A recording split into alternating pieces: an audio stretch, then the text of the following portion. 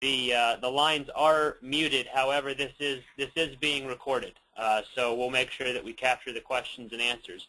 But if you are while you are on mute, if you do have any questions, feel free to use the Go to My Webinar interface to ask questions by instant message.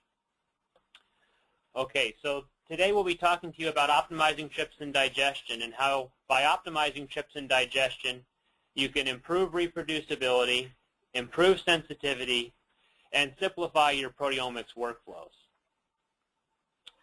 The reason we focused on this is because if you look at a common protein LC-MS workflow, digestion has historically been the biggest bottleneck and source of irreproducibility, to the point where it's even often assumed that if you're working with a complex specimen, variability and variability as well as incomplete digestion is the norm.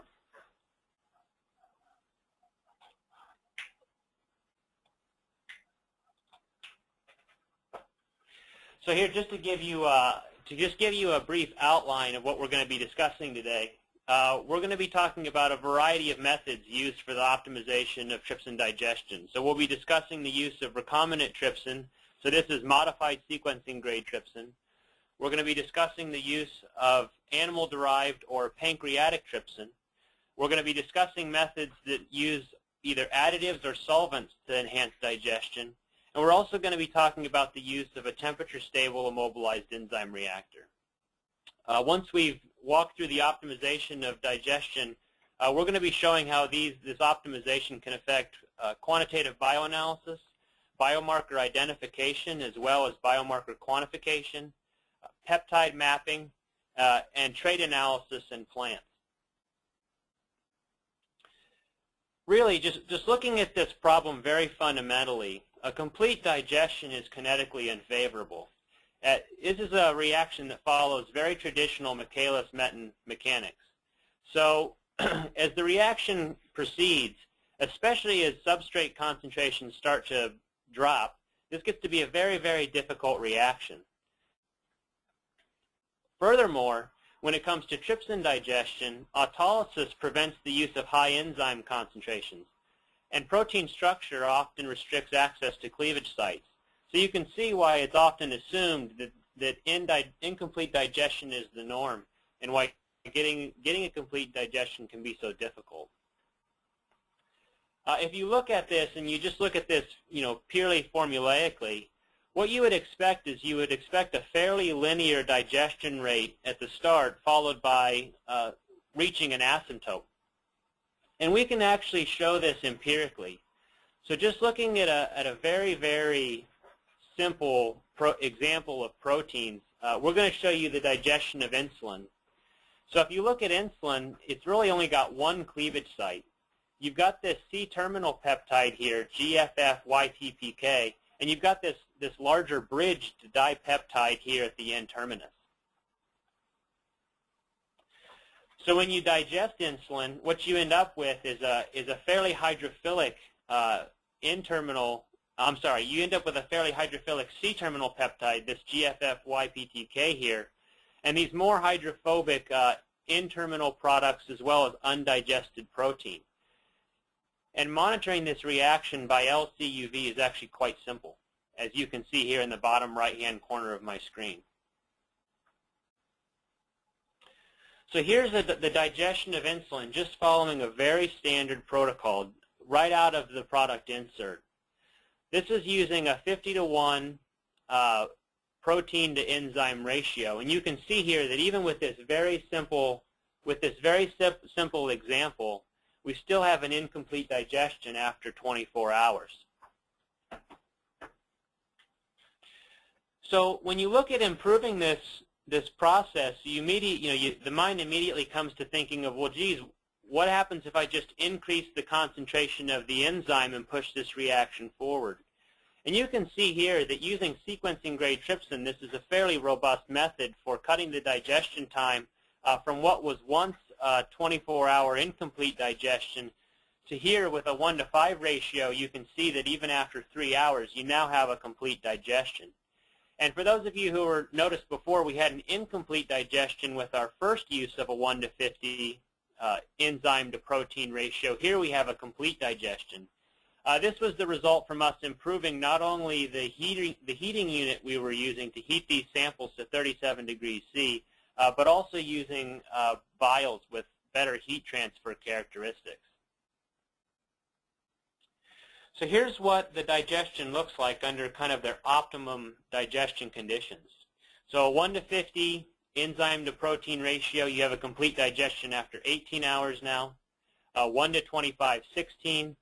All the way up to using a 1 to 5 ratio, you can get a complete digestion of insulin in 3 hours. Really, one of the major limiting factors for the broad application of sequencing-grade trypsin comes down to cost. While digesting a 400 microliter sample of 100 microgram per mil insulin is not a significant challenge and not a significant problem when it comes to cost, if you're going to try to digest any kind of a complex sample, for example, plasma, this method gets to be very, very costly. So you can see here we're even digesting a 50 microliter sample of plasma using a 1 to 5 enzyme to substrate ratio is a $300 reaction, which is, which again is prohibitive. Furthermore, not every protein digests as easily as insulin. So here's looking at an example of a protocol developed by NIST for the digestion of C-reactive protein. Now, C-reactive protein is a biomarker associated with inflammation, and high concentrations of C-reactive protein are indicative of risk of diabetes, cardiovascular disease, and hypertension. And it's a multimer protein.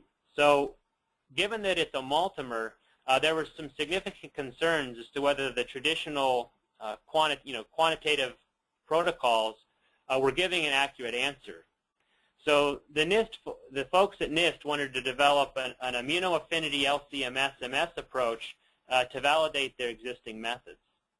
Now, this is a protocol that used RapiGest, reduction in alkylation, a 24-hour digestion, followed by a second addition of trypsin and another 24 hours of incubation. So we're talking about a 48-hour digestion, and that's not including the pretreatment steps that were performed prior to the first addition of trypsin. And you can see here that on a relative basis, you're not even generating 10% of what you could be generating here in terms of peptides of interest. And this is a major sticking point. When you consider the amount of work that goes into developing very robust LC-MS methods, as it relates to the identification of biomarkers, if you're not generating the peptides, then it rules these proteins out in their efficiency or effectiveness as biomarkers. So in summary, the use of recombinant trypsin in a solution digestion method can be expensive, it can be relatively slow, and oftentimes it results in an incomplete digestion. Now, addressing probably the major factor as it relates to the use of sequencing-grade trypsin, more and more labs are switching to using pancreatic or animal-derived trypsin. In short, this cuts the cost down almost tenfold. There's relatively little change in the digestion time, but you're seeing essentially a tenfold cut in cost.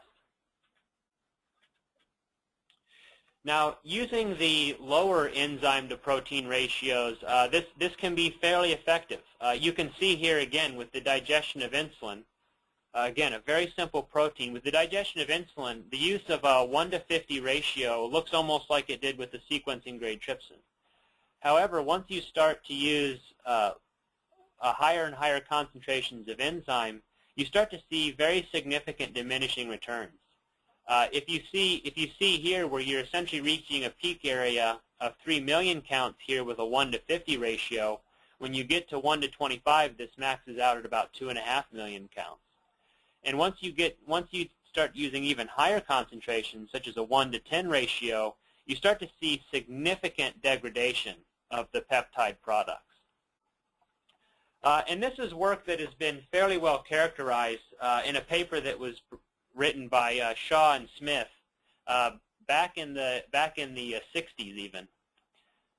And it turns out that this is chymotryptic activity. So what you're getting is that there's a fairly deep binding pocket associated with trypsin, which is part of what gives it its specificity. When trypsin autolyzes, this binding pocket is no longer a deep binding pocket. It starts to much more resemble chymotrypsin than trypsin. So you start to see a significant amount of degradation, which impacts not just the quality of your assay and the reproducibility, but it dramatically negatively impacts the ultimate sensitivity that can be achieved from these assays. So here's a look at what the peptide maps look like for these animal-derived trypsins. So you can start to see that you're getting a significant number of nonspecific cleavages and a huge loss in sensitivity. Now, to be fair, it is possible to optimize methods that enable accurate quantification using these methods. There's some really great work that was done by Irene Vanderbroek and her colleagues at Leiden here, where they've taken rapid forming peptides associated with the apolipoproteins, so apolipo A and B. And even though you're getting significant peptide degradation, if you're working with a peptide that is formed rapidly and degradation that is fairly slow, then you can quite simply add the internal standard ahead of time, at which point the internal standard degrades at the same rate as your peptide product, enabling accurate quantification of the analyte of interest. This being said, it takes a significant amount of work to develop an assay that's this robust. So, in summary, the use of pancreatic trypsin in solution digestion is not as expensive. It's about the same speed as using synthetic trypsins. But again, you're often getting an incomplete digestion, and this nonspecific cleavage is a really significant issue. We're going to be talking about some work here in a minute where we test the variability associated with different additives. And it's important, especially with the trypsin digestion, where you get this linear digestion followed by an asymptote, that if you're going to make any measurement that relates to activity or anything that might vary the activity of your assay, that you measure at the most variable part of the digestion process. Because if you're adding things in and trying to measure variability out here at long digestion times, that variability is not going to show itself. So here's an example where we've taken, again, with insulin, where we're adding a variety of additives to the digestion buffer and measuring its effect on trypsin activity. Now, it's important to note that one of the nice things about using insulin for this study is it very much limits, it very much isolates the variable 2 activity. While there is denaturation and other factors that are to be considered, which we'll be discussing momentarily. But you can see here that just by adding some very, very common additives, such as guanidine and urea, you're seeing a significant drop in enzyme activity.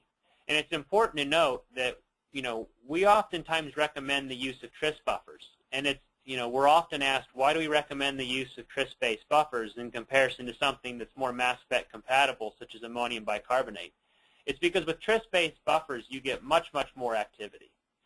So with that in mind, the base buffer, for each of these additives is actually 50 millimolar tris and 5 millimolar calcium chloride. So whenever we're discussing things like guanidine and urea, these guanidine and urea are being added to 50 millimolar tris, 5 millimolar calcium chloride.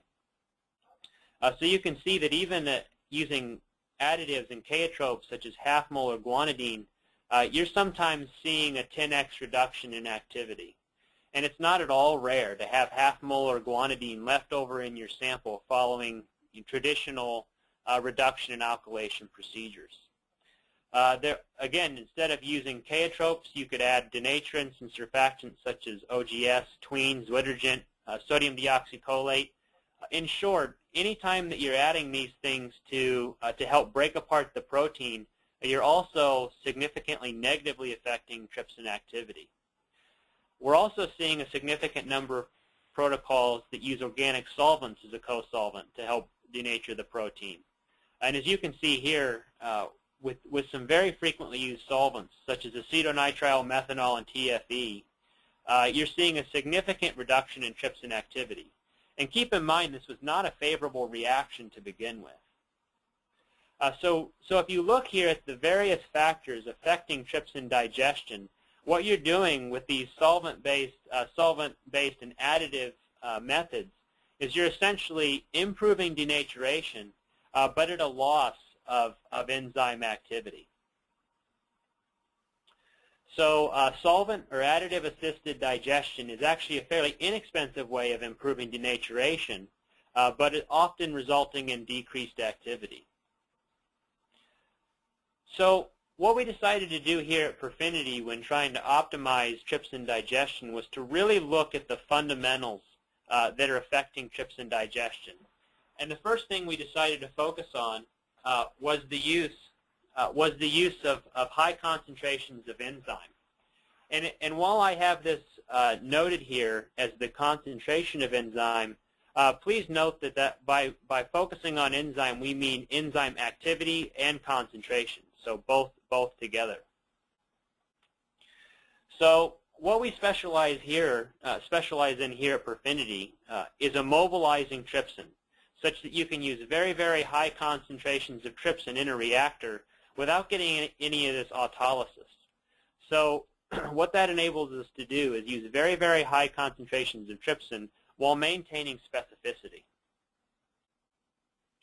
So if you compare the digestion of insulin to some of the earlier methods, you can see here that even after 4 minutes, we're getting a complete digestion of insulin. So we're just shoving this reaction very, very far forward. And we've also optimized the buffer. While a couple of slides earlier we showed that TBS was actually a fairly good buffer for promoting trypsin activity, we've further optimized this digest buffer to more than double enzyme activity. And it's important to note that even with the use of TBS, you're seeing an asymptote. And we see these false asymptotes all the time. So it's somewhat dangerous to assume that if your digestion is reaching, or if your signal is reaching an asymptote, that you've got a complete digestion. Once we were able to optimize enzyme activity, we decided to focus on improving the process by which these proteins are denatured. We didn't want to be in any of these situations where by adding something in, we cut down enzyme activity. We didn't want to have to rob Peter to pay Paul. So we actually borrowed a mindset from PCR. So in PCR, when they developed thermally stable enzymes, they could do denaturation and they could do their denaturation step and their amplification steps all in one tube. So what we decided to do here was to develop a thermally stable trypsin. And by immobilizing the thermally stable trypsin, we're now able to do denaturation and digestion simultaneously by performing digestions at elevated temperatures, often in the neighborhood of 70 degrees C. So here's an example of using the thermally stable immobilized enzyme for the digestion of bovine serum albumin. BSA is a very cross-linked protein. It's got 17 disulfide bonds, but it's easily digested in 5 minutes in this reactor. And something that's also important to note is even though we're essentially over-digesting BSA by as much as 6x, we're seeing stability across the peptide map. We're not seeing a lot of peptides either fall out of solution or being over-digested. The next thing that we wanted to focus on was analyte solubility. So by driving denaturation forward, that can oftentimes come at a loss of analyte solubility, making the analyte of interest essentially uninjectable into an LC-MS system. So if you just look here of what you get when you take bovine serum albumin at various concentrations in TBS and heat it up to 70 degrees C, you're seeing a significant amount of denaturation, but this is resulting in aggregation, such that if you're using concentrations anything above 1.25 mg per mil, you're going to end up getting a precipitate. adding trypsin to this reaction actually helps solubilize the proteins of interest.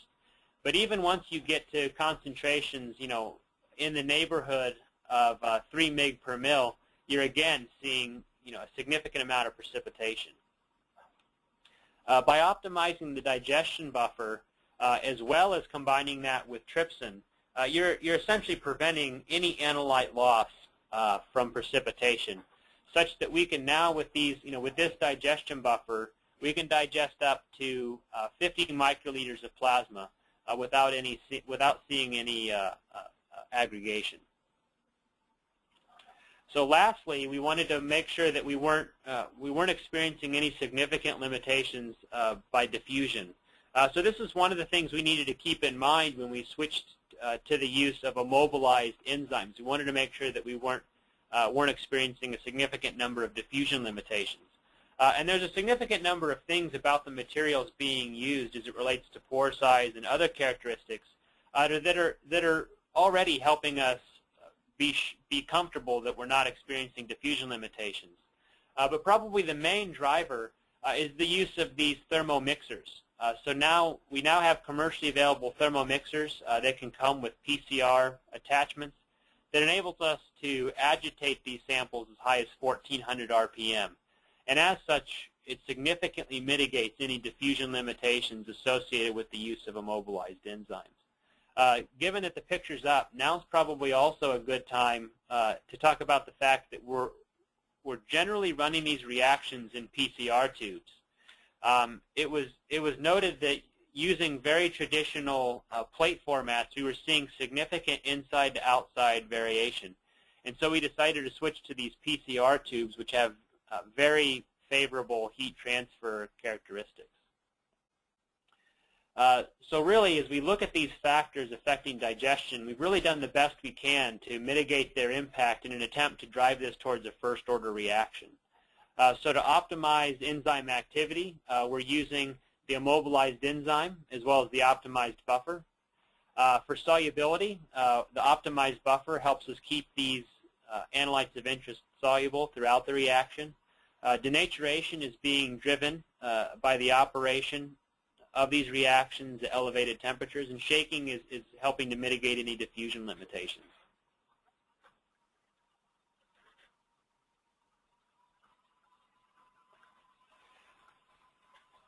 So again, this is what the final flash digest product looks like. It's quite simply a temperature-stable immobilized enzyme fit into the bottom of PCR tubes.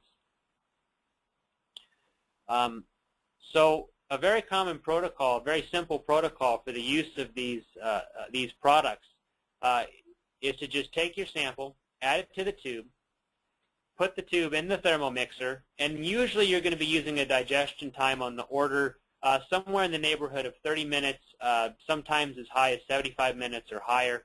But in general, we're doing digestions in the neighborhood of an hour, even for very complex mixtures. Once the digestion is done, you can simply centrifuge your samples and decant off the top, or you can run your samples through a filter plate to recover the analyte that you're interested in, at which point you're ready for LC-MS analysis. So we're seeing complete digestion of native proteins typically in less than or equal to 75 minutes. Reduction and alkylation are now optional. Given that we can denature and digest these proteins at the same time, if the peptide that you're interested in is not tied up in a disulfide bond, there's no need to perform these pretreatment steps. Keeping this in mind, it is important to note that if you are interested in peptides that are in disulfide bonds, there is nothing about these reactions that's performing a reduction of those disulfide bonds. So given that the presence of those additives can often hurt enzyme activity, our recommendation to end users is to just perform reduction and alkylation after you've performed a complete digestion. And in fact, we're seeing that reduction and alkylation actually go faster once you've gotten a complete digestion. The only equipment required is a Thermomixer C with a PCR block and a heated lid. And it's worth noting that there are multiple patents pending related to this product. So now if you just look at the digest times associated, as we compare these methods, Sequencing grade trypsin, you can digest insulin in 3 hours with a 1:5 ratio. Pancreatic trypsin is about the same. Whereas we're running these reactions in about the same reaction in about 4 minutes with Flash Digest. It just gives you a feel for comparatively how quick these reactions are running. And as we compare cost, these Flash Digest kits come in a plate of 96 samples. In a plate of 96 samples, the current list price for these materials is $5.95 for a kit of for a kit that can process 96 samples, so roughly $6 a sample. So I'd now like to take this time to just show the actual use of these materials for various assays. So here we're going to look at the quantification of IgG in plasma. So if you're in the drug development industry, this is a very routine assay associated with pharmacokinetic, pharmacodynamic studies. And building on the work that was performed by Gene Lee, Surinder Kaur, and Mohammed Jamal at Amgen, Genentech, and BMS respectively, we're looking at these universal surrogate peptides. So these are surrogate peptides that are found in humanized antibodies, but that are not found in any of the animals traditionally used or typically used for preclinical studies. So here's a look at how you would essentially develop your trypsin digestion protocol. So what we would recommend is to take a fairly high concentration of your sample in whatever matrix you're interested in digesting it in. And then every 15 minutes or so, pulling an aliquot of that sample, centrifuging it down, and analyzing it by LC-MS. We'd recommend that even once you've reached an asymptote, to go ahead and add 15 minutes to your digestion time, just so that you know that you're well out on the asymptote. This goes a long ways to helping reduce any variability. So once you've determined optimal digestion time, you can essentially plug that digestion time back into your assay. So here's a look of the quantification of IgG out of a proxy matrix. And you can see here that we get very good linearity and reproducibility. And this is following traditional bioanalytical method development guidelines. And it's also worth noting that all of this data was generated without an internal standard. This is just raw area counts. And while proxy matrix is interesting, what we're mostly interested in is the ability to quantify these humanized monoclonal antibodies out of plasma. And here's a look of humanized IgG in plasma. And it's worth noting that we've tested this assay and developed this assay in monkey, mouse, and beagle plasmas. And the digestion time for each of those is being run at 75 minutes.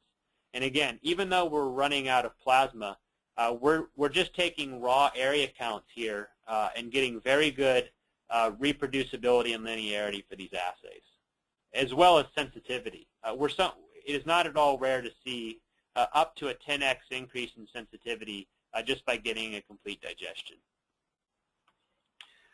Okay, looking at some more, biomarker-related assays. So here's a look at thyroglobulin. Now, thyroglobulin is often used to assess the effectiveness of thyroidectomies or iodine ablation associated with thyroid cancer treatments. So thyroglobulin is only produced by the thyroid. So if there's any thyroid around, then it's indicative of an unsuccessful thyroidectomy or radioactive ablation. So here's a protocol that was developed by Hoofnagel and his colleagues at the University of Washington that involves reduction alkylation of 20% plasma, a 4-hour trypsin digestion, followed by a second trypsin addition, and another 16-hour digestion time. The peaks generated, we pulled these peaks, from these publications for monitoring. And we're comparing the peak areas associated with these traditional methods with what we're getting from Flash Digest. So using Flash Digest in a 2-hour digestion, you can see that we're oftentimes seeing up to a 100-fold increase in assay sensitivity. Although it is fair to note that Hoofnagel and his colleagues have developed some new methods since 2008. Here's an example of an assay that's actually being run in the clinic. Again, this is thyroglobulin and an assay that's being run by Nigel Clark and his colleagues at Quest. Again, looking at these same three peptides and comparing their two-step method with a 3.5-hour flash digest method, again, we're seeing a significant increase in the signal associated with these peptides. In fact, we're even seeing it's the case where novel peptides are being generated with improved sensitivity over some of the existing preferred peptides of interest. Now, looking at the C-reactive protein example, here is comparing the 48-hour NIST method with a 3.5-hour flash digest method. And in this case, we are sometimes seeing up to a 1,000-fold increase in analyte sensitivity, just by quite simply taking this protein, putting it into a tube with flash digest and digesting it for 3.5 hours. It's really just that simple. Looking at the apolipoprotein, comparing to some of the apolipoprotein case studies, we quite simply just took 4 microliters of human plasma, added 196 microliters of flash digest buffer, and performed a time course as we had shown earlier. And you can see from this case study where even after 15 minutes, we're getting a significant amount of peptide associated with apolipoprotein A, a couple forms of B, C2, C3, and ApoE. While this assay is not validated to the same extent, we just wanted to show just how easy method development is with the use of these materials. And again, here's the use of flash digest for peptide mapping. So this is a humanized monoclonal antibody, and comparing a 30-minute flash digest method with the 24-hour 10-to-1 protein to enzyme ratio protocol from the literature. Another protocol of interest relates to trait analysis. So as the ag industry starts to put more and more traits into their seed corn or soybeans or whatever plant of interest, as we're seeing more and more traits being put into these seeds, it's important to verify that they're there. So one example here is for us, we're going to be looking at various pesticide traits in corn. And these are some methods that took as long as 2 years to develop originally in-house by the ag companies. When we developed this method internally, we quite simply walked across the road to Walmart, got a coffee grinder. We walked down the hall here at Perfinity to visit colleagues at Dow, where we were able to obtain corn seed. We ground the corn seed with the coffee grinder. We took the ground corn and added it as well as flash digest buffer for these tubes containing the immobilized enzyme. And after a 90-minute digestion, you can see that we can very easily identify these traits associated with pesticides. So CRY34 and CRY35 are traits that basically stop the effectiveness of corn rootworms, which is essentially one of the most expensive pests as it comes to prevention in the field. So here's just a reference table, if you will, of the digestion times associated with various proteins. Insulin is about as simple as it gets, but once you move into the analysis of things like ribonuclease A, thyroglobulin, C-reactive protein, the digestion times just go up. I think one of the things that really surprised us after the early development of these materials is just how diverse digestion times can be depending on the analyte. And I really think that these differences would have really only been visible once we amplified, in essence, amplified the signal here. While optimizing the enzyme, the buffer, the denaturation, et cetera, we found that when it comes to the analysis of proteins, essentially everything matters. And a great example of that is just as it relates to the plastics being used. So here's a comparison of two very frequently used tubes, just used to hold samples, but as a part of sample treatment or analysis. So for our control, we're taking pre-digested IgG and placing it directly into a low-bind plate for analysis. Whereas for the material testing, we're taking pre-digested IgG, we're exposing it up to 5 vials of the material of interest, and then we're transferring that to a low-bind plate for analysis. And you can see here where when you're comparing these low-bind materials to standard polypropylene materials, you're getting much better recovery. So it's not at all uncommon for us, especially before we understood these mechanisms, for us to be developing assays that had very stringent sensitivity requirements and have a very difficult time obtaining not only linearity, but also the desired sensitivity, as well as essentially test stability. We wouldn't want the proteins to be lost while they were just sitting in the auto-sampler vial. It's also worth noting that when it comes to comparing just the heater-shaker devices that are being used, we see significant differences amongst vendors. So you can see here, just by switching from one of the very commonly used vendors to a Thermomix or C, you essentially cut your variability in half just by using an optimized heating shaking unit. So in short, I think hopefully we've shown today that the use of these temperature-stable immobilized enzymes helps to improve sensitivity.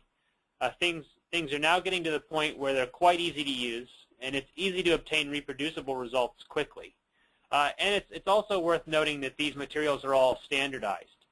So each of these kits gets quality controlled for activity and uniformity across the plate before they're sent out. So with that, I'd like to just thank everybody who's helped with the development of these products and of this data. Specifically, I'd like to thank John O'Grady, senior scientist here, who helped develop the final flash digest buffer and run a number of the applications seen here. I'd like to thank Derek Poe, who's not only a phenomenal manufacturing chemist, but also he ran a lot of the solution-based pancreatic trypsin as well as the recombinant trypsin studies. I'd like to thank Fred Rainier, who's been one of the founders of Perfinity, who's a great mentor and has been a great jungle guide for us here as we've gone through this product development process. I'd like to thank my boss, CEO here at Perfinity, Bob Ellis.